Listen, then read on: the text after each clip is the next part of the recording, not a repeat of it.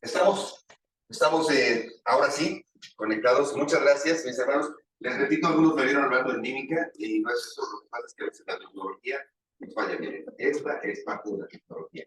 Quiero cambiar esto para que tomen apuntes todos. Dicen que me quite esto porque de todos modos aquí te lo quito. Aquí están, señoras y señores. Gracias. Después de estos cambios estratégicos y de estas opciones, vamos a compartir lo que Dios ha estado hablando a mi corazón, lo que Dios ha preparado para que tú lo escuches. Esta semana estamos, bueno, pues a punto de celebrar el Día de las Madres, la semana que entra, así es que pues de antemano les digo feliz Día de las Madres. Eso quiere decir que la vida es así, ¿no? Tenemos planes, tenemos propósitos, tenemos cosas que hacer, vamos programándolas, vamos planeando, viene el verano acá en Estados Unidos, es un tiempo en el que bueno, igual que en nuestros países, ¿no? Siempre somos así como pachangueros, dicen. Pero aquí con eso del frío, todo el mundo espera estas fechas de calorcito, porque es como si salimos al sol y empezamos a disfrutar un poco de calorcito y se acaban las gripas y las enfermedades. Así que todos esperamos el tiempo de salir al parque, hacer una carnita asada. Ya, merito estamos. Pero hacemos planes de alguna manera confiados en que vamos a estar. De alguna manera estamos confiados en que hacemos planes en que el 4 de julio vamos a hacer esto, vamos a hacer aquello, hacemos planes de retiro, hacemos planes de viajes. De alguna manera estamos confiados o seguros que vamos a estar. Pero la verdad es que pues, Dios es el único que sabe cuándo es el momento de cada uno de nosotros. Los planes que Él tiene son diferentes y bueno, pues lo mejor que podemos hacer es confiar en Él, ¿sí? Seguir adelante, echándole ganas, como dicen, pero siempre confiando en que Dios hará su obra en cada uno de nosotros. Confiamos en Dios y esa es nuestra diferencia, esta es nuestra fuerza, este es nuestro corazón, la esencia del Evangelio es confiar y creer en Dios. Así es que, pues el objetivo de esta prédica hoy en especial es comprender la importancia práctica de la fe. Comprender la importancia práctica de la fe como un elemento de la armadura de todo cristiano. Una pieza importante al momento de la batalla. Todas son importantes y no es que esta es más importante, pero esta es estratégica al momento de la batalla. Así es que vamos a estar en Efesios capítulo 6 y déjenme por favor leerles, empezar a leer capítulo 6 desde el versículo 10 y voy a leer hasta el 17. Padre bendito, te doy gracias, Señor, porque tu palabra es fiel, tu palabra es tu palabra, Señor, es tu voz hablándonos a cada uno de nosotros y por eso, Señor, cuando abrimos tu palabra y estamos a punto de leerla, te pedimos, Señor, que tu Espíritu Santo llene nuestro entendimiento, llene nuestros oídos, Padre Santo, para que tu palabra haga raíz en nuestro corazón. Te pedimos, Señor, que en este momento sea tu Espíritu Santo el que nos rodee, que no haya nada que robe esta semilla, Señor, hecha raíz, que hace que produce frutos en nosotros, bendito Dios. Te doy gracias en el nombre de Cristo, mi Señor. Amén. Y dice así, Efesios capítulo 6, versículos del 10 en adelante, estamos viendo la armadura de Dios que ha dado a cada cristiano. Versículo 10. Por lo demás, hermanos míos, fortaleceos en el Señor y en el poder de su fuerza. Vístanse de toda la armadura de Dios para que puedan estar firmes contra las acechanzas del diablo. Porque no tenemos lucha contra carne y sangre, sino contra principados, contra potestades, contra los gobernadores de las tinieblas de este siglo, contra huestes espirituales de maldad en las regiones celestes. Por lo tanto, tomen toda la armadura de Dios para que puedan resistir en el día malo y habiendo acabado todo, estar firmes. Estad pues firmes, ceñidos vuestros lomos con la verdad y vestidos con la coraza de justicia y calzados los pies con el apresto del evangelio. Sobre todo, tomad el escudo de la fe con que podáis apagar todos los dardos de fuego del maligno y tomad el yelmo de la salvación y la espada del Espíritu, que es la palabra de Dios. Gracias, Señor bendito. Hoy vamos a estar en el versículo 16 en el versículo 16, donde dice, sobre todo, tomad el escudo de la fe con que puedas apagar todos los dardos del maligno. Los dardos del maligno son esas tentaciones de todos los días, esas tentaciones que todo el tiempo están ahí, están atacando y están tratando de derribarnos. Pero bueno, pues Efesios, el apóstol Pablo en Efesios nos ha dado toda una estructura de esta lucha diaria. En Efesios capítulo 4, versículo 1 dice, por ejemplo, andar limpios. Una vez que venimos a Dios, venimos a Cristo como Señor y Salvador, bueno, la intención es ya no seguir igual. Dice versículo 1, yo pues en el Señor os ruego que andéis como es digno de la vocación con que fuisteis llamados. Fuimos llamados a ser hijos de Dios. Fuimos llamados a hacer la voluntad de Dios. Lo único que tenemos que hacer, o por lo menos, andar como es digno. Caminar limpio. Por ahí empieza todo. Tienes que estar en un caminar que agrade a Dios, ¿verdad? ¿Cómo caminamos que agrada a Dios? Bueno, pues hay que conocer su palabra para saber qué es lo que Él desea, qué le gusta, qué no le gusta en ese sentido. Pero no estamos solos. No estamos solos porque en el mismo capítulo 4, versículos 5 y 6 dice, estamos como un cuerpo, en un mismo espíritu. Cuando te haces de un equipo, te eliges a un equipo, cualquiera que sea, fútbol, básquetbol, béisbol, lo que sea, pues sabes que vas a trabajar con un equipo. No te presentas tú solo al campo contra los 11 contrarios, en el caso del fútbol, o contra en el curso de béisbol, también que no sé. Bueno, los que sean, pero no te presentas tú solo contra ellos, sino que eres parte de un cuerpo, de un equipo, y sabes que eres eso, ¿no? Y te presentas con ellos. Pues dice que Efesios dice que andemos en un caminar limpio, en un solo cuerpo, en un solo espíritu. Y me gusta como dice el versículo 6 de capítulo 4, un Dios, un Padre de todos, el cual es sobre todos, y por todos, y en todo. Andamos en un caminar limpio, como un cuerpo. Andar como un cuerpo me habla a mí de esa tranquilidad de que te puedes apoyar con alguien, que no tienes que hacerlo todo, no tienes tú que parar los goles y burlar al contrario y meter goles allá alguien que lo que hace su cara, te toca hacer lo tuyo, haz lo tuyo con amor, con pasión, hazlo como para el Señor, con ganas de ser cristiano, no con ganas de nada más aparentar. Aquí está hablando el Señor, nos está hablando a todos y nos está diciendo, de verdad, ten la intención de ser un cristiano, de caminar, de andar como cristiano. ¿Sabes? No voy a criticar, pero de pronto hay como niveles incluso en el cristianismo. Cuando Cristo no es el centro, cuando Dios no es el centro, empieza dentro de las iglesias a haber niveles, ¿no? Niveles de santidad, niveles de esto, niveles de aquello. Hay los cristianos del barrio, hay los cristianos de la clase media, hay los cristianos de la clase alta. Dios quiere que seamos un solo cuerpo en Cristo, un solo espíritu, un solo Padre. Así es que hoy estamos en ese mismo sentido, salud, en ese mismo sentido estamos viendo cómo vamos a armarnos cada uno para ser parte de ese cuerpo. Y cada uno debe traer su equipo, sus zapatos adecuados, su playera, su short, lo que tengas que usar, tu casco, dependiendo del deporte que estamos hablando, porque estamos haciendo una semejanza, cada uno debe vestirse con sus propias cosas. No puedes venir y jugar y pretender que alguien te preste sus zapatos para jugar o llegar al campo y decir, ¿sabes qué? No traje la playera, ¿me prestas? Normalmente, si te la pones, está sudada y ya ni juegas al gusto. La cosa es que tú debes prepararte individualmente, con todo el corazón, para, a final de cuentas, ser, uh, ser tú mismo, ser un miembro del cuerpo de Cristo. Así es que hoy vamos a aprender la importancia de ser cristianos, de querer ser cristianos, de querer amar a Dios, de querer servirle en ese sentido.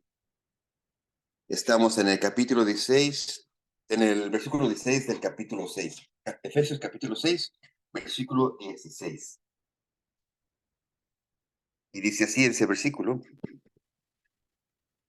por sobre todo, tomad el escudo de la fe, con la que puedas apagar todos los dardos de fuego del maligno. Estamos en una guerra. Estamos en una guerra, queramos o no, estamos en una guerra. Ahora, esa guerra es todos los días. Esa guerra no es contra personas, no es contra carne y hueso. Dice que es contra huestes y potestades, contra espíritus. ¿Cómo vas a pelear esa guerra si no tienes las armas, ni las herramientas, ni el conocimiento, ni para discernir o para atacar, para defenderte? No tienes las armas. ¿Cómo vamos a pelear una batalla que es de todos los días, que es real? Ahora, es una batalla que ya está ganada. Se ganó en la cruz. Cuando Cristo, en la cruz, Cristo crucificó nuestros pecados, cargó con nuestros pecados y resucitó. Y la resurrección hace que Él haya vencido la muerte, que haya triunfado, que haya sido exaltado, que haya regresado a su lugar, a la diestra del Padre. Y esa es la gran diferencia. La guerra en sí ya está ganada, pero hay batallas que todos tenemos que pelear. Es tu propia batalla en la que todos debemos pelear. Esta batalla, que es real, que es cruel, que es contra un enemigo que es mentiroso, que es contra un enemigo que es sanguinario, que es contra un enemigo que no tiene compasión, que es un enemigo que es, dice una señora allá de un trabajo, es de lo peor. Sí, es de lo peor, es un enemigo que no tiene ningún sentimiento, es un ser maligno, es un ser perverso. La palabra en griego con la que se describe al diablo, que se le llama malo, es una palabra que se dice peoreno, y esta palabra lo que significa es malo, es perverso. Poneros, ponero en griego, poneros. Eh, lo que significa es todo lo malo, todo lo perverso.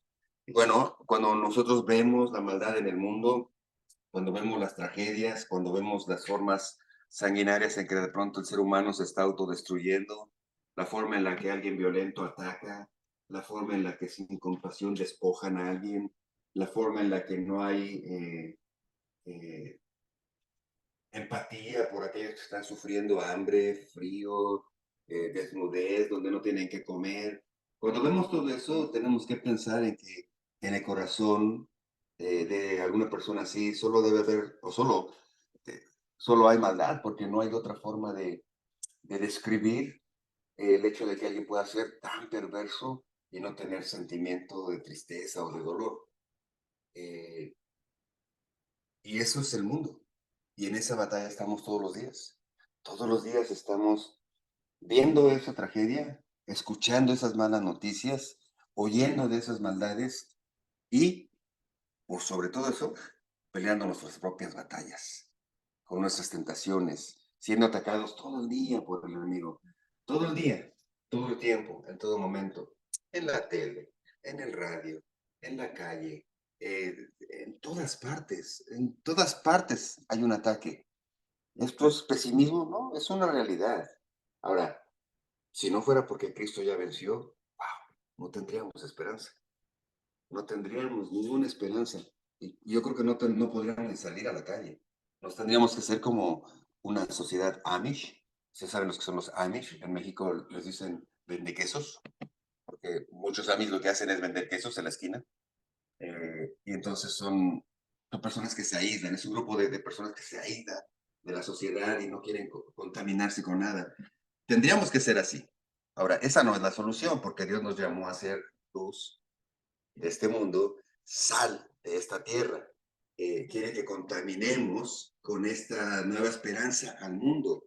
Quiere que contagiemos al mundo con la esperanza y la alegría y la fortaleza de confiar y creer que Cristo, el Hijo de Dios, vino para salvarnos y darnos vida eterna, que murió en la cruz y que realmente resucitó. Y con esa declaración podemos caminar firmes y fuertes en el medio de esta batalla. Y si no crees, acompáñame a Romanos capítulo 8 y te voy a dar un pequeño estudio breve de que esta batalla ya está ganada.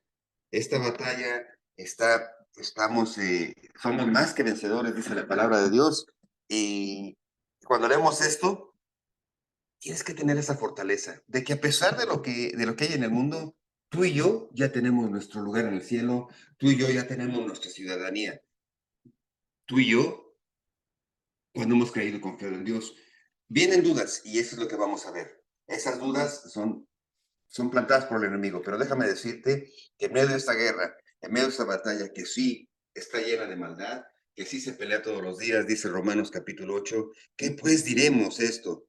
Si Dios es por nosotros, ¿quién contra nosotros? Primera expresión que debes tener para afirmar tus pies en esta tierra donde hay que caminar y hay que pisar y hay que avanzar. No te puedes quedar estático, no te puedes aislar. Hay que seguir trabajando, hay que seguir viviendo. Pero si Dios con nosotros, ¿quién contra nosotros? Dice el versículo 31.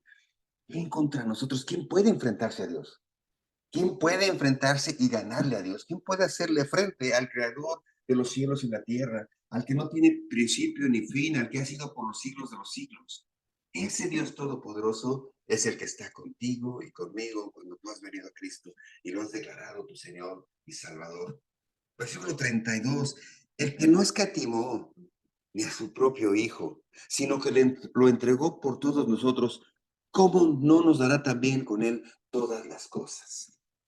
Si te amó tanto, si me amó tanto, que dio a su Hijo unigénito, lo entregó para morir en la cruz, para cargar todos los pecados. Si Él dio a su Hijo, al que ama con todo su ser, con todo su corazón, porque dice la palabra de Dios que unos son, y Cristo estaba en Él, y Dios estaba en Él, y Él en Cristo, y el Espíritu Santo, y Él en esa Trinidad, en esa unidad perfecta, Él se despojó, Jesús, de sí mismo, y vino y se hizo hombre, y habitó entre nosotros. Si Dios, que entregó a su propio Hijo, para que tú y yo seamos salvos, cuando tú eres salvo, cuando tú vienes y aceptas ese sacrificio, ¿crees que te va a abandonar? ¿Crees que va a pagar un alto precio y luego te va a dejar? Claro que no. Tienes que tener la seguridad en tu corazón de que a pesar de todo, Dios está contigo y Él no nos va a soltar, no nos va a soltar. Además, Dios conoce el presente, el pasado y el futuro de cada uno de nosotros. Así es que aunque venga el enemigo a quererte acusar, a querernos decir delante de Dios que no somos dignos, que somos imperfectos, aunque venga a decirte mentiras de que tú no eres digno de Dios, como dice el versículo 33, ¿quién acusará a los escogidos de Dios? Dios es el que justifica. ¿Quién acusará si Dios es el que perdona? ¿Quién va a acusar si Dios, conociendo pasado, presente y futuro tuyo y mío, te ha perdonado y me ha perdonado? ¿Quién podrá acusarnos? El versículo 34, ¿quién es el que condenará? Cristo es el que murió. Cristo es el que ya pagó. Cristo ya murió. Ninguno de nosotros tiene que sufrir eso porque Cristo ya murió. Además, aunque tú y yo quisiéramos morir y con nuestra muerte salvar y lavar nuestros pecados, no podríamos. Porque nuestra muerte sería injusta. Tu muerte y mi muerte sería injusta porque somos pecadores. Y seríamos como un animalito que le faltaba una pata y quererlo llevar al sacrificio. ¿Te acuerdas? Antes tenían que llevar un animalito puro, limpio, santo, y si tenía una imperfección, no servía. Pues tú y yo somos así. Somos imperfectos en nuestras propias obras. Así es que aunque yo dijera, me voy a morir por no podríamos, seríamos indignos. No seríamos un sacrificio santo, puro y sin mancha, como Cristo lo ha sido. Por eso se dice de Jesús que Él es el Cordero de Dios que quita el pecado del mundo. ¿Quién es el que condena si Cristo es el que murió? Más aún, el que también resucitó, el que además está a la diestra de Dios, el que también intercede por nosotros. Dios resucitó, Jesús está sentado a la diestra del Padre, Jesús interviene por ti y por mí. Cuando lleguemos, cuando estamos delante de la presencia de Dios, cuando cerramos nuestros ojitos, decía Cantinflas, cuando cerramos nuestros oclayos y los abrimos delante de Dios, eh, Jesús es nuestro juez, nuestro abogado, y Él nos defiende. Y venimos con una lista grandísima de pecado, y Dios, que es justo y santo, nos hace la lista y dice, mira, con todo esto no puedes entrar, pero el juez justo, el juez perfecto dice, sí, pero aquí está pagada la deuda. Y entonces Dios hace esto. Como cuando vas a la corte y te dicen, case dismiss, que es así como, ya, te tiran el caso y ya no te acusan de nada. Qué bonito si hay eso, ¿eh? Cuando vas a una corte y vas tronando los dedos y, ay, Dios mío. Y el juez, por alguna razón, te dice, deja hacer un comentario. Un día estaba yo en la corte, iba por un tráfico, una corte de tráfico, y era como $200 la corte. Pero no solo eso, sino como ya tenía 2 tickets de velocidad, me podían poner más fuerte la multa. Y esperando a que yo pasara, pasó un señor hispano que no hablaba inglés y preguntó al juez que si alguien podía traducir. Y le dije que yo, y me paré y hice la traducción y ya, oh, gracias, gracias. Pues me volví a sentar y luego pasó un señor que era árabe y el juez dijo, ¿me pueden traducir? Y le digo, no, no hablo árabe. Perdón, es que me vio como, tú sabes, con este, mira, porte griego. Se ríe. Ok, y no le pude traducir, pero le hice la traducción a otra señora que me estaba. De tal manera que cuando me tocó, me dijo el juez, ya llamó mi nombre, Eduardo Fuentes, señor Pared. Oh, tú eres así. ¿Por qué vienes? Velocidad. Dice, mira, como ya nos ayudaste, voy a hacer tu caso. ¿Qué es, Miss? No quiero decir que por mis obras me salvé, no estoy haciendo énfasis en eso. Lo que estoy haciendo énfasis es en la alegría que el juez te diga, ¿sabes qué? Ya no tienes nada que pagar. Se siente emocionante. Bueno, si algún día, cuando estemos delante de la presencia de nuestro Señor, cuando Dios esté delante de nosotros, estemos delante de Dios nosotros y Él saque nuestra lista y nuestro abogado por excelencia, nuestro Señor Jesús, diga, no hay caso que perseguir, y Dios te diga, entra al gozo del Señor. ¡Wow! Esa es perfección. Versículo 35. ¿Quién nos separará del amor de Cristo? ¿Quién podrá separarnos del amor incondicional con la que Él nos amó? Un día me preguntaron, ¿cómo sé que Dios me ama? ¿Cómo sé que soy digno del amor de Dios? ¿Cómo sé que Dios puede perdonarme? ¿Cómo sé que Dios puede amarme? Y esa respuesta me la di a mí mismo porque en ese momento me vino este pensamiento y dije, ¿cómo sabes? Ve a Cristo en la cruz. Te amo tanto, que dio su vida por ti. Si alguna vez te has preguntado, ¿de verdad me ama Dios? ¿O Dios te ama tanto que murió por ti, que murió por mí? ¿Quién nos separará de ese amor? ¿Quién? ¿La tribulación o angustia? ¿O persecución? ¿O hambre? ¿O desnudez? ¿O peligro? ¿O espada? ¿Quién nos separará del amor de Dios? ¿Quién nos va a separar del amor de Dios? Como está escrito, por causa de ti somos muertos todo el día, somos contados como ovejas de matadero. Sí, en este mundo va a haber persecución, en este mundo va a querer el enemigo desanimarte y decirte, no, no mereces esto, no puedes, etcétera, etcétera, etcétera. Pero, versículo 37, antes, en todas las cosas somos más que vencedores por medio de aquel que nos amó. Somos más que vencedores, no por tus propias fuerzas, no por tus propias obras, no por lo que pagas, no por lo que tienes, no por lo que has hecho, sino por aquel que nos amó y nos amó tanto que murió en la cruz. Por lo cual, es decir, por todo eso que acabamos de explicar, tienes que estar seguro. Y tenemos que estar seguros que ni la muerte, el día que todos, porque vamos todos allá, ¿verdad? Dicen, todos vamos a la muerte. Nomás no empujen.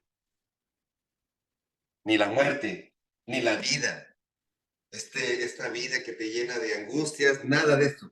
Ni los ángeles, ni potestados, ni principados, ni lo presente, ni lo porvenir, ni lo alto, ni lo profundo, ni ninguna otra cosa creada nos podrá separar del amor en Dios, de Dios, que es en Cristo Jesús, Señor nuestro. Esa afirmación Esa afirmación debe quedar clara en tu corazón. Romanos 8, capítulo 8, versículos del 33 al 39, debe ser una oración tuya todos los días. Cuando te sientas desanimado, cuando te sientas vencido, ven a la palabra de Dios. Ven y lee las verdades que están escritas ahí para ti y para mí. Ahora, si quieres leer un poco de aventura, vete a Crónicas. Segunda de Crónicas, capítulo 20. No lo vamos a leer, pero ahí hay una historia increíble de cómo Dios obra en medio de los problemas, en medio de lo que vas a enfrentar. ¿Y sabes cómo prepara tu corazón? ¿Cómo preparas tu corazón y cómo puedes darle honra a Dios? Cantando alabanzas, bendiciendo su nombre, dándole gracias. Despreocúpate de eso. Dale gracias a Dios. Alaba a Dios. Busca en Dios. Porque pues van a estar ahí las cosas. Van a estar ahí las cosas, pero su palabra no pasará. Dice que cielo y tierra pasarán, mas su palabra no pasará. Lo que está escrito aquí es eterno. Es palabra de Dios. En Segunda Crónicas, capítulo 20, hay una historia del rey Josafat. Este rey que dirigió al pueblo de Israel por un buen tiempo, fue un rey que lo dirigió una gran victoria y hubo un tiempo de paz. Para llegar a esa paz tuvo que haber una lucha, una pelea. ¿Te acuerdas que estamos hablando bajo el contexto de que tenemos una lucha todos los días y que tienes que tener tu armadura puesta? Vamos a llegar a eso, pero quiero decirte cómo está el resultado de una batalla. Josafat, el rey Josafat, tenía una pelea con unos enemigos así, de todos los días, los moabitas y los amonitas. Estos dos pueblos constantemente querían destruir al pueblo de Israel. ¿Pero qué crees? Iban a una batalla contra amonitas y contra moabitas y contra los del monte de Seir. Tres grandes pueblos.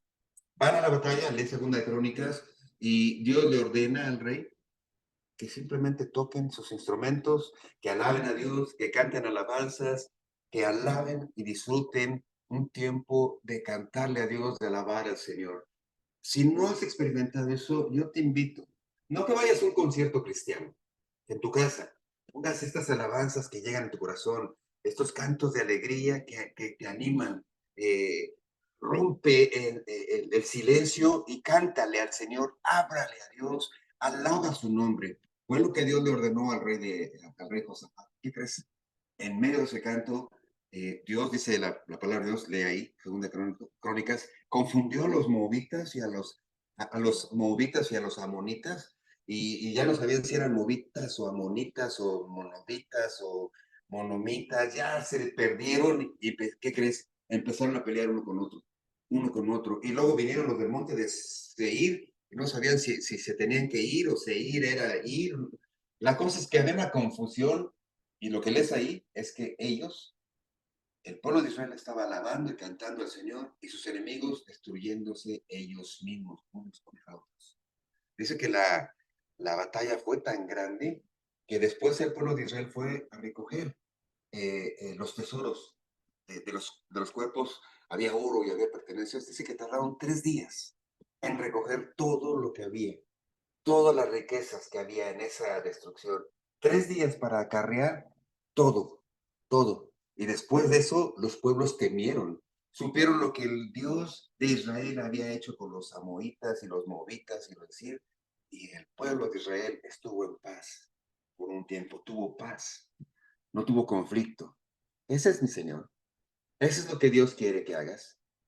Olvídate de los problemas en el sentido de deja de preocuparte. Sí, hay que trabajar, hay que buscar cómo ordenar tus deudas y pagar. Y bueno, si tienes varias deudas, dicen los que se encargan de eso, bueno, pon una lista, la más pequeña termina de pagarla y después la otra y después la otra. Si tienes que dar una justificación o dar una explicación a algo, lo que tengas que hacer, empieza a caminar, empieza a caminar. Pero antes, ponte la armadura. Y ya estuvimos hablando de ciertas partes de esta armadura. ¿Se acuerdan? Hablamos de el cinturón de la verdad. En Efesios capítulo 6 empezamos con el cinturón de la verdad. ¿Qué es el cinturón de la verdad? Bueno, es un compromiso. cuando estuvimos hablando de esto, lo que entendimos es que es un compromiso con la verdad. Es un compromiso verdadero a seguir a Dios. Es un compromiso a agradarle a Dios, pero de verdad.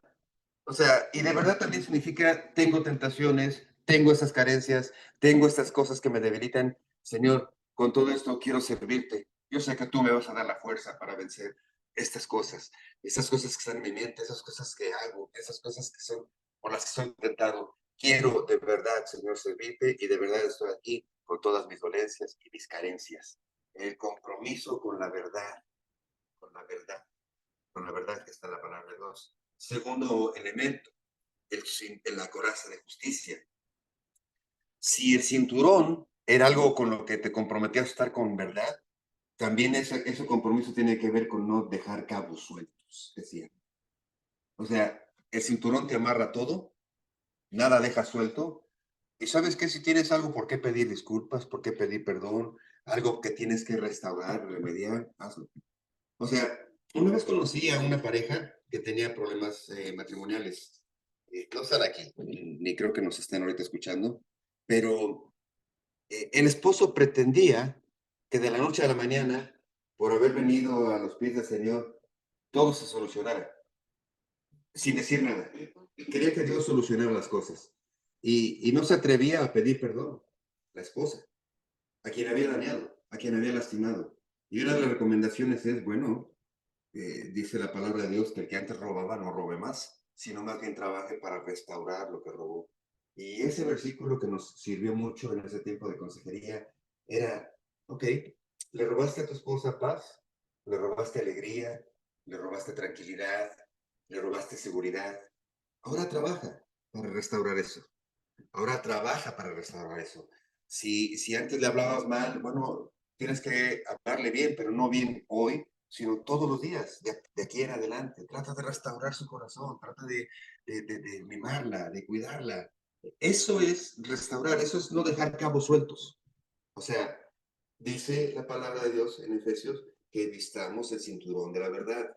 No dice, a ver, ven, te voy a poner el cinturón, a ver, mijito, a ver, des la vuelta, deja acomodarte, como cuando tu mamá te vestía para ir a la escuela, te metía así, te amarraba, y, bueno, luego los cuento, como mi mamá me ponía la camisa, porque mamá hacía camisas, nos hacía los uniformes, pero luego le costaba trabajo terminar a tiempo, y entonces, me acuerdo un día que nos hizo las camisas muy bonitas, el corte así, corte europeo, todo muy el cuello, así muy bonito, ¿no? Así me quedaba el hombro, oh no, bien bonita la camisa, pero no le alcanzó el tiempo para ponerle botones a la camisa. Entonces me dijo, hijo, póntela, ahorita te la coso. Y ya me la puse y me las cosió, o sea, me cosió la camisa así. Y dice, ya con el suéter no se te ve. ¿Qué crees? Se dice un cabrón. Y no me podía quitar el suéter porque no traía botones, traía la camisa cosida. Eh, Dios no te dice, ven, te voy a vestir. Dios te dice, aquí están los elementos, ponte el cinturón de la verdad. Ponte la coraza de justicia. ¿Qué es la coraza? Habíamos dicho que la coraza era una santidad personal. Es cuidar tu corazón y cuidar tus sentimientos. La coraza es algo que cubre eso, tus pensamientos y tus sentimientos. Y Dios te da eso para que el enemigo no venga a jugar con tus pensamientos y te ponga plante pensamientos, intenciones de hacer algo. Porque en ese tiempo el corazón estaba relacionado con los pensamientos, pero más bien con la intención de ir a hacer algo, no con el sentido de proceso. Y las emociones que están relacionadas con las partes del estómago es eso que cubre la coraza para que el diablo no venga con sentimientos de culpabilidad, con sentimientos de baja autoestima, con sentimientos de incapacidad o de imposibilidad. Dios te dice, tú eres mi hijo, tú eres mi hija, eres una persona hecha nueva, todas las cosas pasaron, he aquí todas son hechas nuevas. Tú eres una nueva persona. El diablo no puede venir a decirte que tú antes sí, antes era aquello, pero ahora que he venido a Cristo, sé que Él me ha sanado, sé que Él me ha perdonado, y por ese perdón y por esa sanidad, quiero caminar hacia Él todos los días. Así es que como soldado, me amarro, me fajo bien, no dejo cabos sueltos, me pongo la coraza de justicia. ¿Qué crees? pues necesitas unos buenos zapatos porque el camino es pesado. El camino puede estar resbaloso y entonces decíamos la semana pasada que esos zapatos que se ponían eran especiales para gruesos para que no entrara un pico y además tenían una especie de picos para agarrarse bien al piso. Entonces los soldados romanos, cuando Pablo los describe, eran esos hombres grandes, fuertes, que avanzaban y donde avanzaban se oía la pisada. Es más, ¿sabes qué? Una vez un comentario que decía que cuando una legión romana avanzaba en formación, en los pueblos enemigos, a veces simplemente por escuchar el uniforme de las pisadas gruesas de los soldados, empezaban a entrar en pánico, porque oían, era, venía, venía el ejército romano, venía una legión de soldados que eran capaces de pelear cuerpo a cuerpo, fuertes con estrategia, y las pisadas anunciaban que ya se acercaba. Bueno, pues Dios quiere que calces esos zapatos para que puedas pisar firme. ¿Y sabes qué significan esos zapatos? Bueno, la seguridad en el Evangelio, las que tengas paz. Porque el Evangelio, dice el versículo 15, ¿no? De verdad me cambió la hoja. Y calzado los pies con el apresto del Evangelio de la paz. El Evangelio de la paz es esto, es esta historia donde dice Dios ya te perdonó a través del sacrificio de nuestro Señor Jesucristo. Y cuando tú recibes eso y lo haces tuyo, ya no te deuda, estás en paz. Así es que como estás en paz, te puedes parar firme en cualquier terreno y esperar al enemigo o avanzar, porque no hay nada que te ponga a tropezar.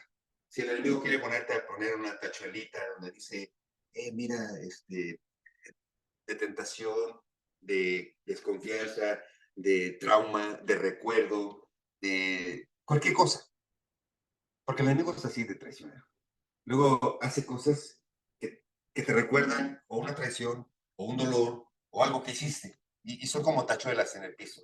Pero cuando tú tienes el cansado del Evangelio de la Paz, sabes que todas esas cosas ya no te pueden tocar. Ahora, llegamos a este momento, el escudo, versículo 16. Tomad, sobre todo, dice, sobre todo, tomad el escudo de la fe, con la que puedas apagar todos los dardos del enemigo. Sobre todo, tomad el escudo de la fe. Esto sobre todo no es que le está dando más importancia a unos elementos que otros. Todos son necesarios. O sea, no puedes quitarte uno y usar solamente los otros. Ahora, lo que quiere decir sobre todo es que una vez que ya estás bien fajado, ya estás protegido y estás bien calzado, estás listo para avanzar. Los primeros tres elementos son algo que tienes que tener. Sí, sí, no hay forma. No hay forma de no tenerlos. Es como un beisbolista. Un beisbolista ya llega con sus zapatos, su pantalón, sus guantes y está listo, ¿verdad? Ya está preparado. Pero todavía no le toca pasar a batear o a pichar o lo que sea. Ahora, cuando le toca entrar, lo que hace es agarrar su bat, por ejemplo, si le toca batear, agarra su bat, se pone su casco y entonces está listo. Los primeros tres elementos son algo que no se puede quitar. Viene la batalla, o sea, viene su acción, pega, corre o lo que sea, o lo ponchan, va y se sienta. Ahora, no se sienta con el casco ni se sienta con el bat así, ¿verdad? Pone el bat, se quita el casco y se espera otra vez. Bueno, los tres primeros elementos son eso. Tú ya eres un cristiano, eres un soldado de Cristo, que ya tienes que estar fajado con el cinturón de la verdad. Tienes que tener cuidado con cuidado con la coraza, tener cuidado con tus intenciones y tus pensamientos. Tienes que tener una seguridad de que ya no hay nada, no hay una deuda con Dios. Tu calzado del Evangelio de la Paz te permite pararte firme. Pero llegan momentos de batalla, porque el diablo y anda, a volver urgente, buscando a quien devorar. Fíjate cómo dice esto, sobre todo. O sea, ya te estás vestido, ahora prepárate, toma el escudo de la fe con la que puedas apagar todos los dardos. ¿Cuántos dice? ¿Podrás apagar cuántos? ¿El 70%? ¿El 80%? ¿El 15%? ¿El 20%? Dice todos. ¿Saben qué significa todos? Todos significa todos. Todos los dardos del enemigo. Este escudo de la fe puede apagar todos los dardos del enemigo. No hay ninguno que se le pueda escapar a este escudo de la fe. El escudo de la fe. ¿Qué es el escudo de la fe? Bueno, la fe, por definición práctica, el día de hoy, es creer en Dios y creerle a Dios. Es la invitación, ¿le crees a Dios o crees en Dios? Porque los diablos creen que existe Dios y tiemblan, pero no le obedecen. Dice la palabra de Dios, el diablo, los demonios, creen en Dios y tiemblan. Tiemblan ante el nombre del Señor, pero no le obedecen. Esa es la gran diferencia. Fe, la fe, el escudo de la fe que tú y yo necesitamos todos los días es creerle a Dios y creer en Dios. Es decir, creer que Dios es real, que Dios te habla a través de su palabra, que Dios está presente todo el tiempo, que Dios conoce tu presente, tu pasado. Dice que te conoce desde el vientre de tu madre, que conoce cuántos cabellos tiene. A los que son calvos, pues le cuesta menos, porque este no tiene. Pero todo, Dios conoce todo. Ahora, ¿crees en ese Dios todopoderoso, en ese Dios que creó los cielos y la tierra? Cuando empiezas con que, bueno, sí, Dios nos creó, pero que a lo mejor vinieron, es creer en Dios, como dice la palabra, creer en Dios. Porque si empiezas tantito a no creer en este Dios todopoderoso, ya no estás usando este escudo de la fe. Es creer en Dios y después creerle a Dios. Si Dios dice que esto es malo, esto es malo. Dios no se equivocó. Dios no se equivocó cuando dice que algo está mal, que algo que no debe ser, no debe ser. No es que Dios no entendía, o sea, no es que Dios, pues es que Dios cuando habló, cuando se escribió esto, no había ni internet, por ejemplo. ¿Cómo Dios va a saber si cuando yo veo algo en internet está mal? Por favor, Dios conoce todas las cosas. No hay ciencia, no hay conocimiento oculto para Él. El problema sigue siendo el mismo. Ahora antes no había internet, había cuentitos, todo eso está mal. Por ejemplo, por hablar de cosas que no tienes que ver. Palabras, ¿no? Cosas, dice que tu boca salga bendición y no salga maldición. Las mentiras, las malas palabras, las maldiciones han sido todos los tiempos, no son cosas nuevas, ¿no? Dice, una vez encontré en Proverbios, si no tengo el dato, luego otro voy a dar. Dice que el que hace señas con las manos es malo. Y cuando llegué aquí, yo no sabía esto de pandilleros, que hacían señas con las manos y eso significaban cosas, ¿no? Yo la única seña que conocía en México era, bueno, pero dice que el que hace señas con las manos está haciendo maldad. No es nada oculto, no es nada nuevo. Cuando Dios dice que algo es malo, es malo. Tenga la apariencia que tenga el dibujo que tenga el color que tenga, si Dios dice que es malo. Y ya. Fe es creer en Dios y creerle a Dios. El justo por la fe vivirá. El justo por la fe vivirá. ¿Qué es el justo? Bueno, el justo es aquel que ha creído en Jesucristo como Señor y Salvador y por lo tanto ahora delante de Dios eres justo y eres justo. Porque ya no hay pecado, porque Dios te ve a través de la sangre de Cristo. El justo por la fe vivirá. Lo repite varias veces, Habacuc 2:14, Romanos 1:17, Gálatas 3:11, Hebreos 10:38, el justo por la fe vivirá. Cuando Dios repite algo, hay que poner atención. Hay que poner atención porque debe ser importante. Si Dios lo repite, es porque quiere que pongas atención. Es porque quiere que pongas atención. Decían que había un traductor, un misionero que fue a una isla donde había muchos aborígenes o muchas personas que no hablaban el idioma y estaba traduciendo la Biblia para podérselas dejar, ¿no? Estos misioneros que llegaban a lugares y que Dios los bendijo y que gracias que hay estas personas que iban y entendían el lenguaje y podían ser traductores y después usaban ese recurso para escribirles y dejarles un Nuevo Testamento o una Biblia traducida. Dice que en el lenguaje de estas personas, no había la palabra para describir fe. Fe, la certeza de lo que se espera, la convicción de lo que no se ve. No había una forma para describir, no había una palabra que describiera lo que es fe. Y le estaba costando, porque de hecho la Biblia está basada en eso, o sea, es creerle a Dios y creer en Dios. Aunque no lo hayas visto, aunque no hayas estado presente en la crucifixión, creer que Jesucristo realmente vino, caminó entre nosotros, hizo milagros, pero no había una palabra. Pero dice que él estaba una vez ahí sentado tratando de traducir y estaba viendo cómo explicar esto. Entonces llegó un aborigen corriendo, cansado, y entonces se tiró en un sillón y dijo una expresión que significa eh, que qué bueno, no, qué bello es descansar todo mi peso en este sillón. Qué bueno es descansar todo mi peso en este sillón. Esa era la palabra que significaba eso. Y dijo, aquí ya lo tengo. Esa palabra se puede usar en el sentido de que qué bueno es que descanses todas tus cargas en el Señor, confiando que Él te va a sustentar. Él se estiró al sillón y sabía que ese sillón lo iba a aguantar.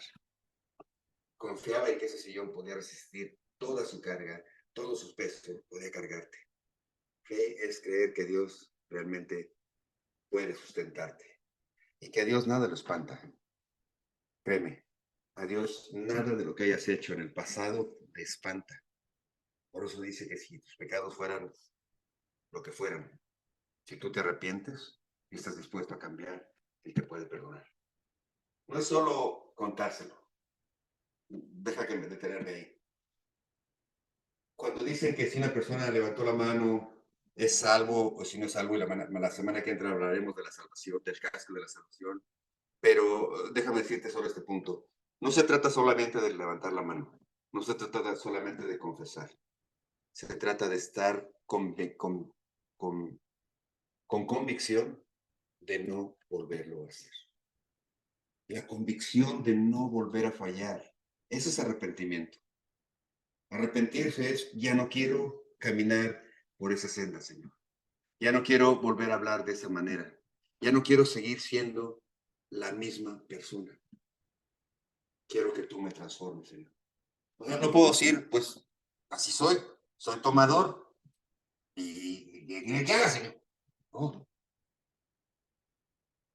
es el anhelo, el verdadero anhelo de dejar de ser tomador, dejar de ser fumador, dejar de ser mentiroso, dejar de ser grosero, dejar de ser ofensivo, dejar de ser chismoso, chismosa. Creo que es más chismoso. Bueno, en fin, dejar de ser todo lo que Dios no le agrada. Dejar de ser perverso, dejar de ser homicida, dejar de tener esos pensamientos. Es la convicción de dejar de ser un mal esposo, una mala esposa, dejar de ser infiel. Es la convicción de ya no dejarme llevar por esas cosas. Eso es arrepentimiento.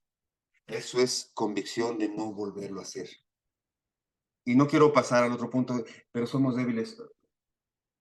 Lo que importa es el principio. No es cómo empiezas, sino cómo terminas. La convicción de no volver a hacer y andar por esas sendas y entender quién es Cristo y entender que Él te perdona.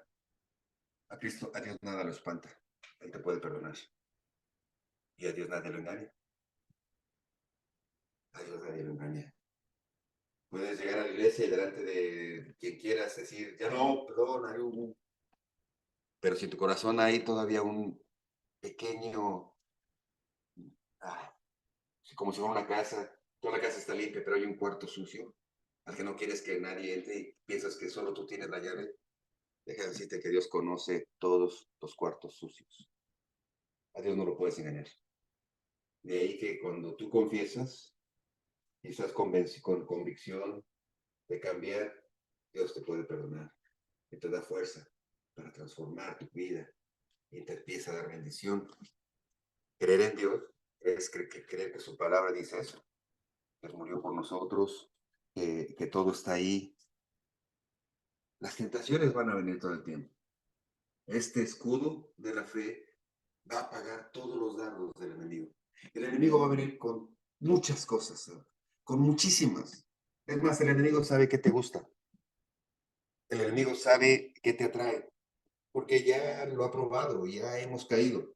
Sabe, y entonces está dispuesto a lanzar esas flechas.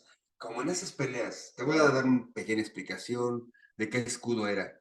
Esos escudos al que se refiere y esta espada que después vamos a hablar, no era un escudo del pequeño, del redondo con el que pelean. Este está hablando de un escudo más grande. Es un escudo que tenía un nombre especial porque era completo, cubría de los pies a la cabeza y eran los que usaban la línea principal o la línea de enfrente. Formaban una pared, una muralla con esos escudos e iban avanzando. Y entonces detrás de ellos estaban los soldados con flechas, con lanzas, con espadas. Y entonces ellos iban lanzando cuando el enemigo quería pasar ese muro. A veces la táctica era simple, abrían, sacaban la espada y cerraban. Abrían, sacaban la espada y cerraban. Entonces iban avanzando, iban avanzando. Eran muy fuertes, ese escudo los cubría. Pero además el enemigo usaba de pronto una táctica en la que ponían unas flechas con un material que era eh, se prendía muy rápido y entonces las lanzaban y cuando caían y chocaban contra el escudo, salpicaban ese tipo de brea que eran cachos de fuego que caían sobre las ropas de los soldados, etcétera. Bueno, este escudo estaba hecho de un material que tenía fierro, acero, enfrente y luego tenía una capa de un material especial, bueno, cuidado, armado de cierta manera que cuando llegaba la flecha, este material apagaba eso, apagaba las flechas. Se clavaban, pero no salpicaban, simplemente se apagaban las flechas. Ahora, esto era lo que podían usar de la mejor manera en esas batallas cuando usaban los dardos encendidos del enemigo. Los apagaba. No solo los detenía, sino los apagaba.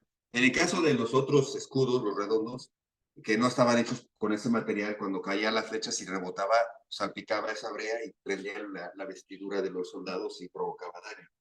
Este escudo no. Este escudo al que se refiere aquí Pablo es este escudo que tenía la capacidad de cubrirlo completo, que tenía la capacidad de hacer rebotar las lanzas o las flechas y tenía la capacidad de apagar los dardos. ¿Qué tentaciones del diablo, perdón, qué tentaciones el diablo te puede traer? ¿Sabes cómo tentó a Dios? Mateo 4 y en Lucas 4 puedes ver esta historia de cómo el Señor Jesús pasó 40 días en el desierto sin comer, cuando el Espíritu Santo lo llevó para prepararlo a su ministerio. ¿Cómo vino el diablo? Le dijo, si eres hijo de Dios, convierte esas piedras en pan. ¿De qué manera lo estaba tentando? ¿Era pecado que Dios, o sea, Jesús podía transformar las piedras en pan? Claro que podía transformarlas. ¿Hubiera sido pecado que las convirtiera y comiera, Jesús comiera pan? Tal vez no. Ahora, ¿cuál era el detalle que el diablo estaba poniendo? Quería poner no solo el hambre, quería poner en duda la seguridad de la presencia de Dios. Lo que estaba diciéndole era, tu padre te abandonó, tu padre te abandonó. Estaba motivando a que pensara y desconfiara de Dios. Las tentaciones a veces tienen que ver con pensar que Dios te ha alejado, que Dios no puede con ese problema, que Dios está tan lejos que ni siquiera le importas. Esa es una mentira del diablo. Esa es una mentira del diablo porque a todo hijo que Dios ama nunca lo va a abandonar. Nunca. Y más grande es el que está en ti que el que está en el mundo. No creas esas mentiras, no creas esas cosas, porque cuando viene el diablo con esas mentiras, dicen algunos que pecan una mancha más para un tigre manchado, pues, o sea, más pecado. La segunda tentación, el diablo vino y le dijo, mira los reinos, ¿no? Aquí están, yo te los ofrezco si te arrodillas delante de mí. ¿Cuál era la mentira? ¿Cuál era la tentación detrás de todo eso? Que Dios no puede proveer. Pero no solo eso era la mentira es, si tú haces esto por ti mismo, yo te puedo dar los reinos. Está envuelto el orgullo, la búsqueda de placer, la búsqueda de posesiones, la búsqueda de fortuna, de fama. Ahí en eso vas a tener gloria. En la fama, en la fortuna, en las victorias, en los logros personales, en tu yo interior desarrollado de tal manera que puedes ser independiente de Dios, porque dentro de ti, has oído esas filosofías humanistas, todos somos un pequeño Dios. Una vez oí que un predicador dijo, todos somos hijos de Dios, ¿verdad? Pues entonces somos diositos, porque somos hijos de Dios. Y por esencia dice que somos creados a imagen y semejanza, entonces todos somos diositos y podemos hacer muchas cosas, porque tenemos esa fuerza, ¿eh? Dije, "Ah, a veces hay que leer bien la Biblia. La palabra de Dios no pretende que seas un diosito. Lo que quiere es que tú reconozcas que eres Dios y Señor por sobre todas las cosas. Hay un solo rey. No puede haber muchos reyes. ¿En qué reino ideal, en qué reino eh, sano hay más de un rey? No puede haber. Ahora, el rey nuestro, Dios y Señor, es el rey sabio, el Dios perfecto, el Dios amoroso. En él confiamos, en él estamos seguros. Es el rey. Él es el rey. Dios es el rey. Así es que no pienses que tú vas a lograr conseguir la paz y la tranquilidad en esa búsqueda de las cosas que el diablo ofrece. Sí está bien progresar, sí está bien estudiar, sí está bien ganar victorias, sí, pero esas a final de cuentas son coronas que tú le puedes dar a Dios, ¿no? Los grandes atletas, las grandes personas que hacen grandes logros, este señor mexicano que llegó al espacio, fue astronauta y ahora da conferencias, él todo el tiempo da gracias a Dios.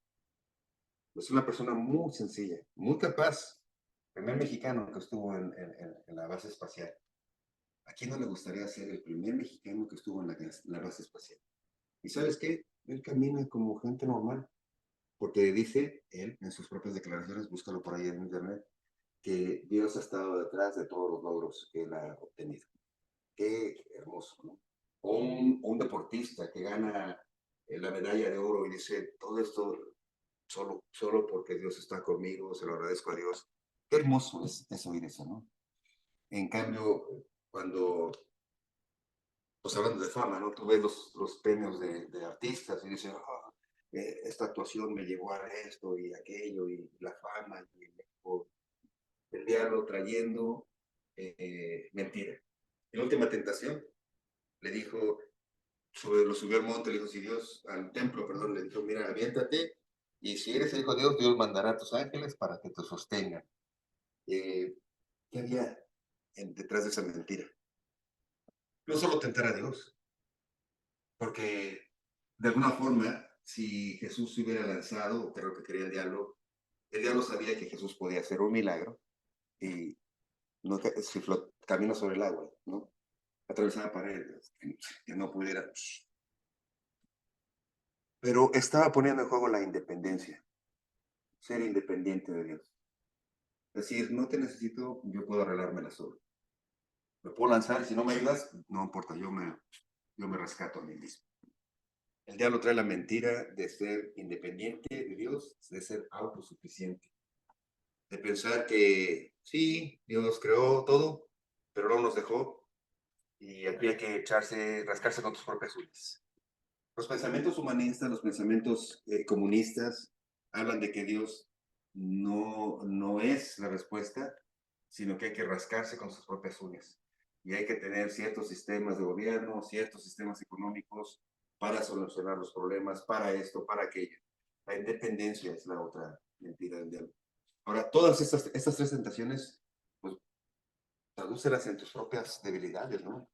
O sea, cuando yo creo y confiaba que ya estaba bien, era cuando más la regaba. Cuando más la regaba. Hay que creerle a Dios. Creerle a Dios que todo el tiempo, todos los días, nuevas son todas tus maravillas, Señor. Cada día tiene su propio afán. Cada día tiene su problema, pero Dios, nuevas son todas sus maravillas. Ahora, si no le crees a Dios, lo que dice aquí, que Él está contigo todos los días, que no te va a soltar, ¿quién nos podrá apartar del amor de Dios? Si no crees esto, pues le estás diciendo mentiroso a Dios, porque primera de Juan 5:10 dice, si dudas de Dios, haces a Dios un mentiroso. Aguas. Si dudas de Dios, haces a Dios un mentiroso. A ese grado hay que tener peligro. El que viene con esas mentiras, sabemos que es el diablo. Juan 8:44 dice que el diablo es mentiroso y es padre de mentira. Padre de mentira. Pero bienaventurado el hombre que oye mi palabra y la guarda, dice Proverbios 8:34. Bienaventurado el hombre que guarda, que oye mi palabra y la guarda. Bienaventurado, prosperado, tranquilo, seguro, el que oye mi palabra y la guarda, dice el Señor. Hay que oírla y hay que guardarla. No solo ser cristianos de domingo, no solo estar ahí escuchando y luego se nos olvidó. Esto no es un buen tema, no es que estoy tratando de darte un tema que te entretenga. Te estoy hablando de la verdad que Dios quiere que escuches.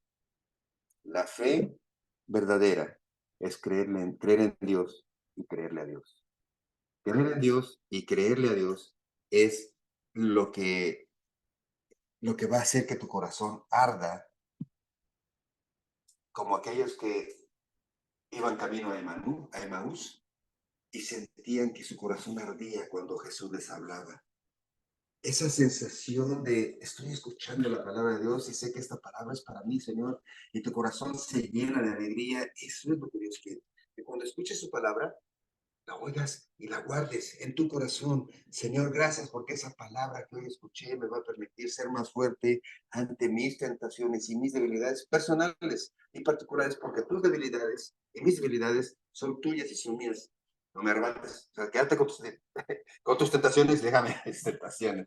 No, cada persona tiene sus propias luchas.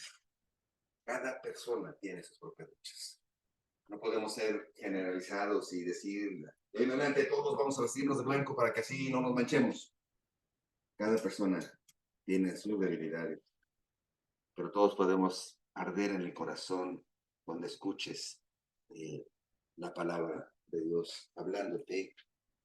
Oh Señor, qué hermoso es poder estar seguros de que ninguna tentación va a atravesar ese escudo de la fe, ese escudo que levanto cuando viene la tentación, ese escudo que me protege de esos dardos de fuego del maligno que vienen con toda la intención no solo de tocarme, sino de encenderme en pasiones, en iras, en ambiciones, en deseos. Ya no, ya no habrá eso en tu corazón, porque ahora le crees a Dios y crees que Dios está ahí contigo todos los días. ¿Sabes? Algunas han dicho, a mí no me gustaba y no me sigue gustando cuando dicen, si vas a hacer algo, pregunta, ¿Jesús haría esto? Claro que Jesús no haría nada de eso. Claro que Jesús no haría esa tentación. Yo creo que la pregunta correcta es a ti mismo. ¿Sabes que Jesús y Dios está contigo en ese momento? ¿Sabes que a donde quiera que vayas, Dios está contigo? ¿Sabes que Él es omnipresente y puede estar en el lugar más oscuro, más lejano, más escondido, más en el fondo, más arriba, más abajo? Dios está en todas partes. Y Dios no lo haría, pero está viendo que tú lo haces.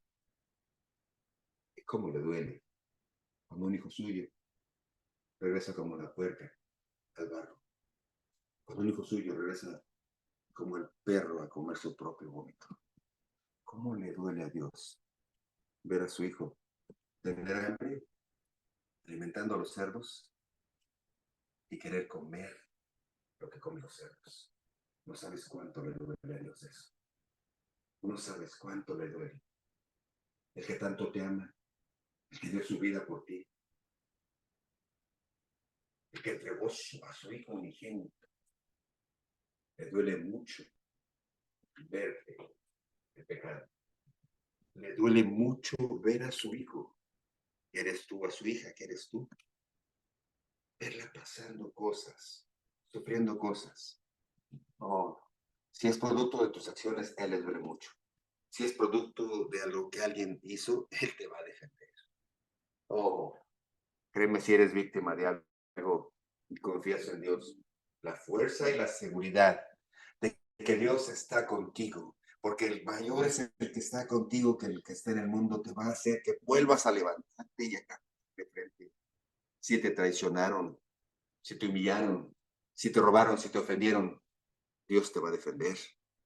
Dios te va a defender. Solo tienes que esperar a que Él actúe, porque Él no va a hacer como tú quieres que haga. Él no va a vengarse como tú quieres vengarte. Él no va a castigar como tú quieres que castigue. Él te va a defender. Él va a abogar por ti. Tienes que creer en Dios y creerle a Dios. Él actúa. Él actúa. No tienes que buscar venganza. No tienes que buscar ya rencor. Él actúa. Pero si eres tú el que caes en tentación, créeme, acá me duele mucho verte. A Dios le duele mucho verte vencido por el enemigo y volver a comer tu fruto. Toma, cállate la boca, no te ensucies. No camines la misma senda. Cuando venga la tentación, levanta el escudo de la fe y confía que Dios conoce tus tentaciones, que Dios conoce tus debilidades y pídele a Él la fuerza necesaria para no caer. Él te la puede dar. Pídanme y yo les daré. Oh, dice, pídanme y yo les daré. Tiene que ver más con dar tu diezmo y que pídanme y yo les daré. Dice, yo abriré las ventanas de los cielos. Pídame, yo les daré. Él te va a dar fuerza, valor, tenacidad, seguridad, palabra para vencer la tentación y salir adelante. ¿Sabes qué es lo único que tienes que hacer para que todo esto sea una realidad? Tienes que ser un hijo de Dios. Porque sobrino, ahijados no tiene, conocidos menos, vecinos no, tiene hijos. Tienes que ser hijo de Dios. Y la palabra de Dios dice, Juan, y al que acepta, reconoce a Cristo como su Señor y Salvador. Dios Padre, le ha dado el derecho, le ha dado la potestad de ser hecho, de ser llamado hijo de Dios. No solo de llamarte, sino de ser hecho, y eso es bien importante. A veces decimos, me ha dado la potestad de ser llamado, no. Nos ha dado la potestad de ser hechos, de transformar tu corazón y tu vida para ser un hijo de Dios. ¿Y qué tienes que hacer? Decir, Señor, esta prédica me ha dejado saber que no puedo ser independiente, que no puedo ni debo dudar de ti, Señor. Que la independencia me ha llevado a una destrucción, que lejos de ti nada puedo. Señor Dios, yo sé que tú escuchas porque tu palabra dice que tú estás en todas partes, conoces todas las cosas. Sabes lo que hice, sabes mi pecado. Perdóname, Señor. Perdóname, Señor. Ya no quiero caminar esa senda. Perdóname, Dios mío. Lávame, Señor. Quítame esta sensación, esta tendencia, porque yo no puedo, Señor. Oh, Señor. Y para quitármela, yo sé que esas tentaciones fueron crucificadas en la cruz, sé que mis pecados, ahora entiendo por qué Cristo murió, ahora entiendo por qué derramó su sangre. Yo acepto ese sacrificio como único, como suficiente, ya no tengo nada que hacer, porque tú ya lo hiciste todo, Señor. Ahora lo que tengo que hacer es decirte, perdóname, recíbeme como tu hijo, Señor. Recíbeme como uno de aquellos que la sangre de Cristo ha lavado. Te entrego mis pensamientos, mis ambiciones, mis deseos, mis anhelos, mis sueños. Te entrego mi vida, Señor. Hazme un hijo tuyo. Hazme un hijo tuyo para poderte llamar Abba Padre. Abba Padre. En el nombre de Cristo nuestro Señor. Amén.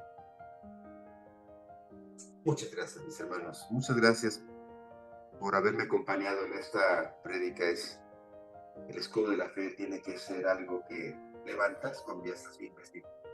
Oh, le faltan dos elementos. Cuando los terminemos, vas a ser alguien a quien el diablo no va a poder vencer. Cuídense. Los espero la semana que entra. Dios me los bendiga. Compartan la conexión. Compartan con alguien que crean que esta prédica le puede ayudar. Nos vemos la semana que entra, si Dios lo permite, con el casco de la salvación, el yelmo de la salvación. Uy, hay tantas cosas que platicar. Ya quiero que llegue el domingo. Nos vemos la semana que entra. Dios me los bendiga. Bye.